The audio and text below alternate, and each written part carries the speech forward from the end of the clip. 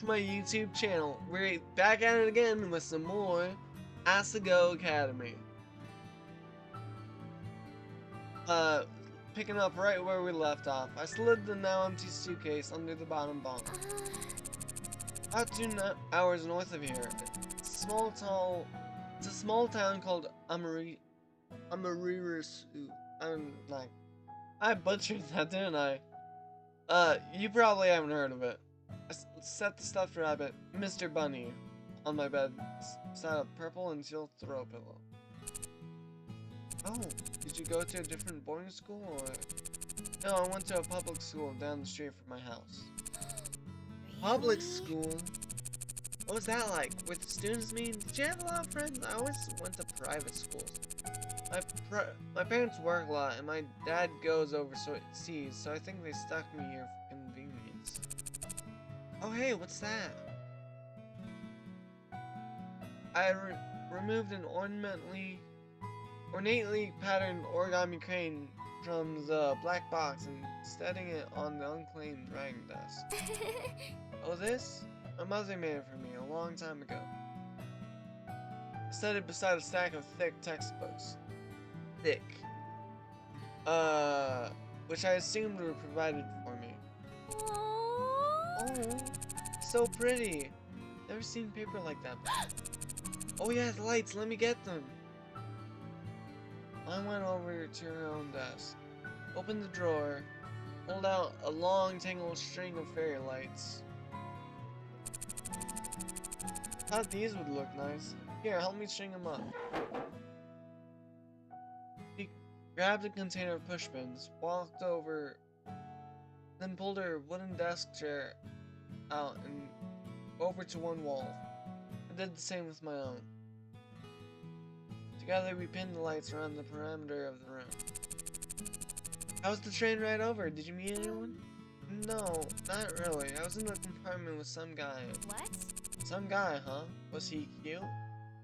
Was she blushing? She blushing. Oh, yeah, I guess. I don't know. I wasn't really paying attention. I didn't even get his name. Oh. I seemed disappointed for a moment, then perked back up. You'll have to point him out to me if you see him again. Okay. Once we finished stringing the lights, Maya climbed down from a chair and brushed her hands together triumphantly.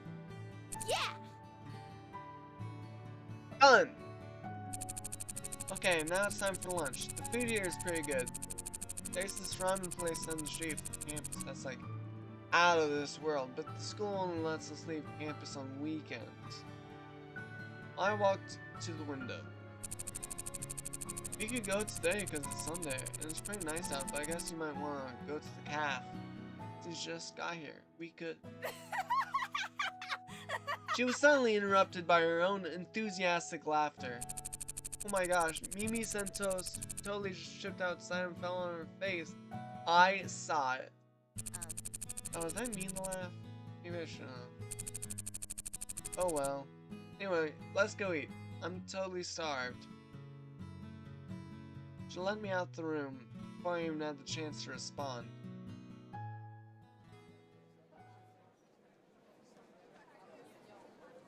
Cafeteria was buzzing, with students excited for the new year.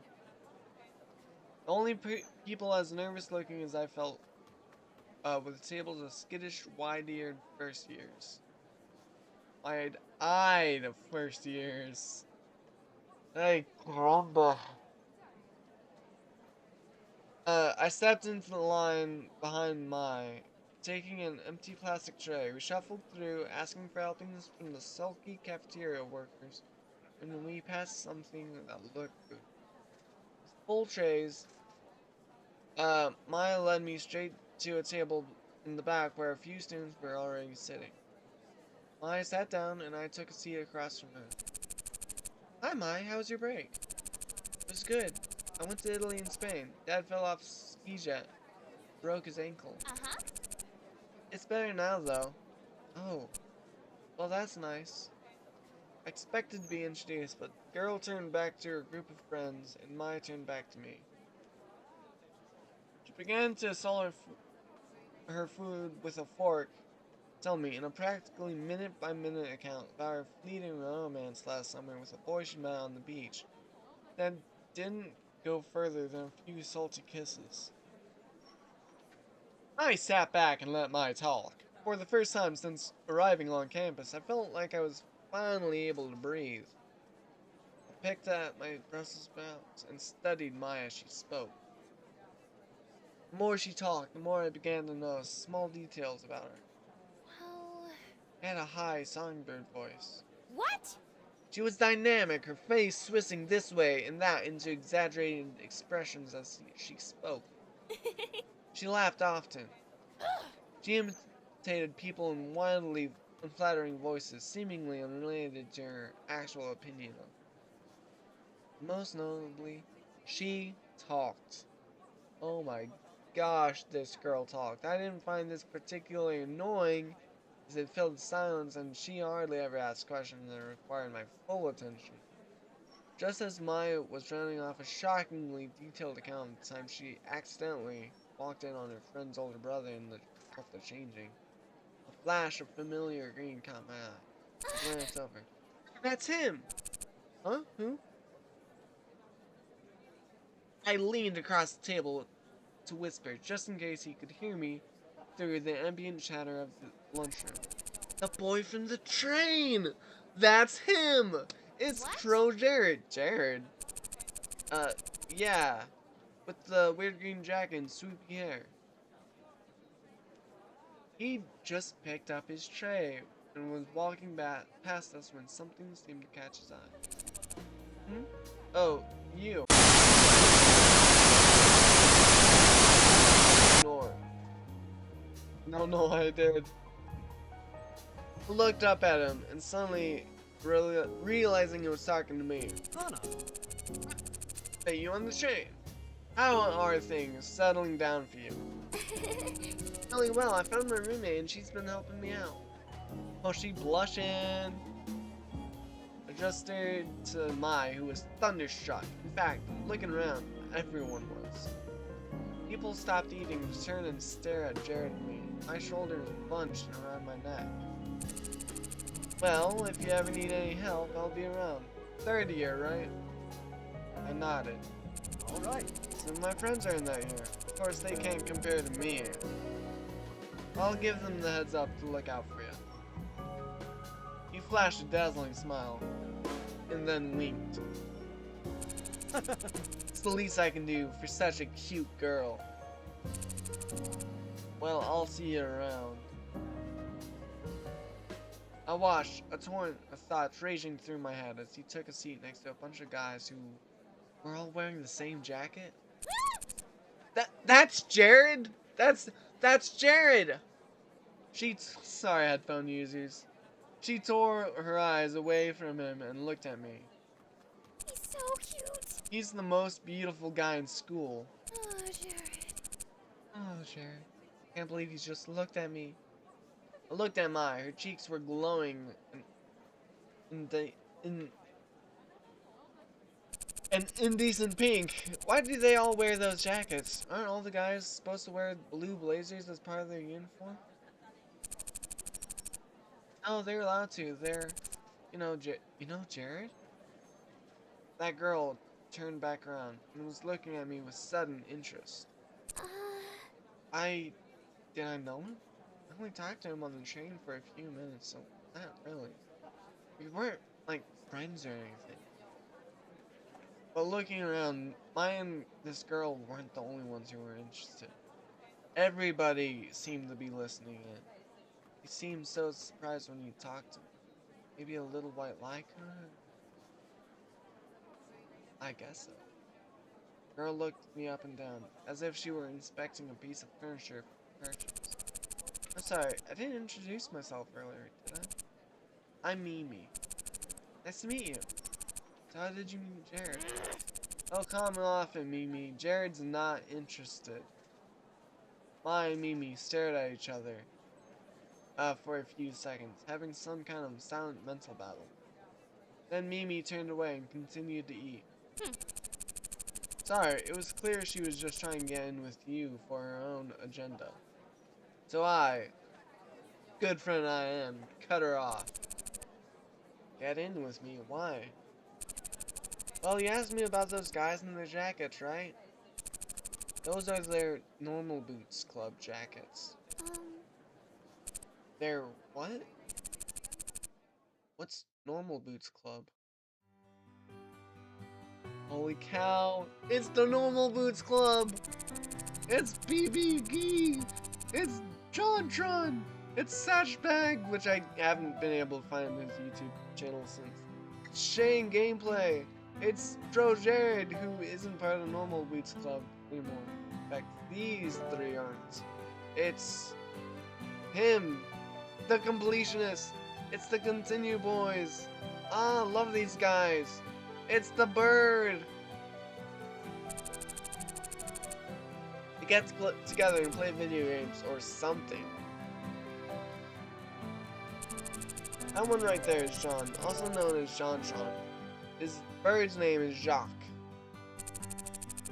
JonTron is also the president of the drama club here at school. Next to him is PBG. He and John founded the Normal Boots Club together.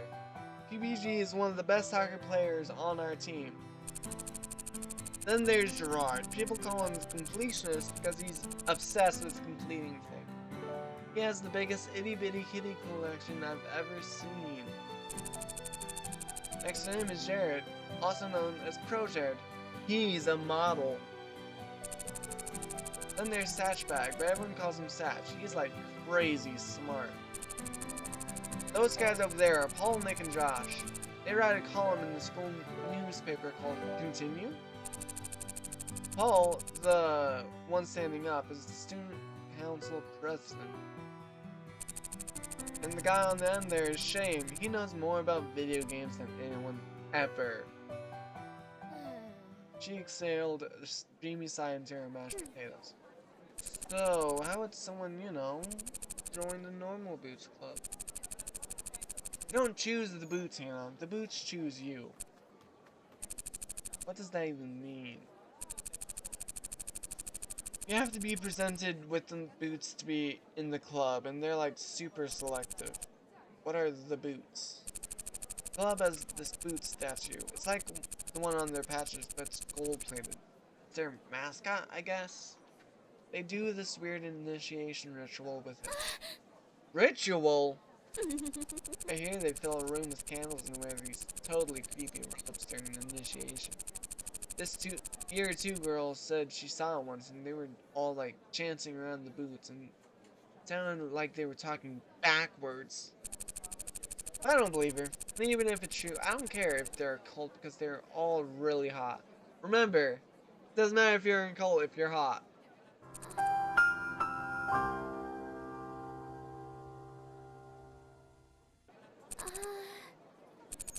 And that's on someone. Do they have a lot of friends? Yeah, tons of friends. I'd say they're the most popular kids in school. I mean, everyone in the school totally looks up to them. I bet they could get any girl in school too. Or boy for that matter. Hey, are you gonna eat your cake? Shook my head and pushed the plastic tray across the table to her. For the remainder of lunch, I listened while I talked about Jared through mouthfuls of half-dissolved frosting. Back at the dorm, I sorted through the pile of textbooks the school left for me. My radio was playing a poppy tune, equal parts music to static. I fervently scribbled in a notebook at her desk, hunched over it with strikingly poor posture. Hey, am I? She didn't bother to look up. Am I supposed to have a textbook for History 309?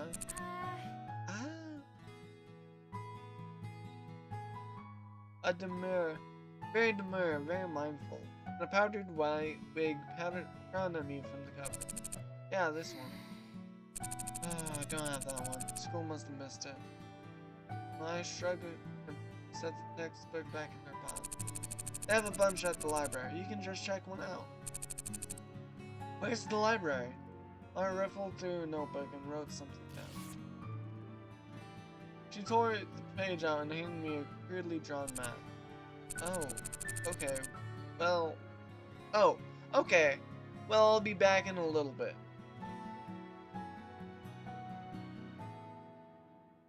It took me at least 20 minutes to find the library. By the time I realized I was holding the map upside down, the sun was set. The library was much larger than I expected, the walls lined from floor to ceiling with books of all sizes on rough wooden shelves. Intimidated, I headed for the front desk. Recognizably green and gray jacket was bent behind the counter. Normal boots.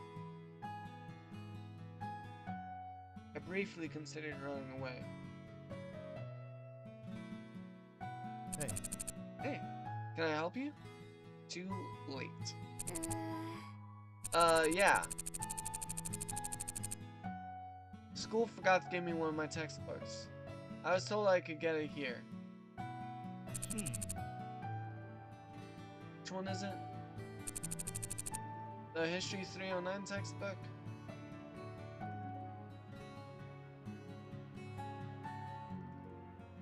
Stepped from behind the counter and motioned for me to follow. We dodged between the aisles in the comfortable silence. He seemed friendly enough. I should say something. What was his name again? Shane? Gerard? John? No, not John. Satch.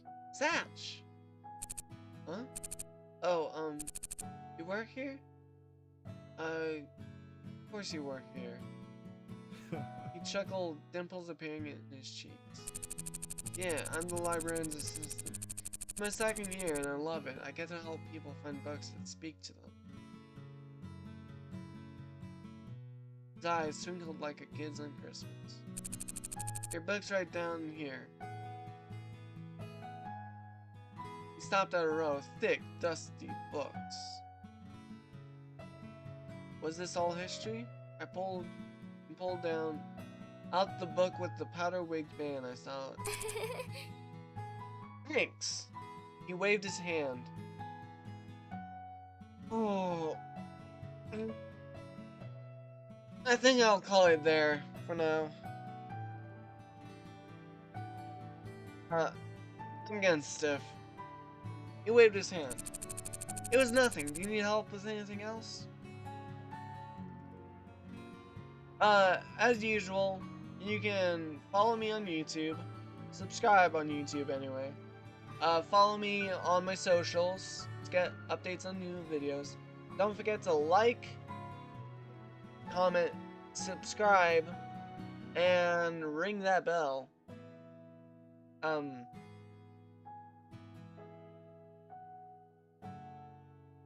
Yeah, I think that'll be about it. Ciao. Later, Gators.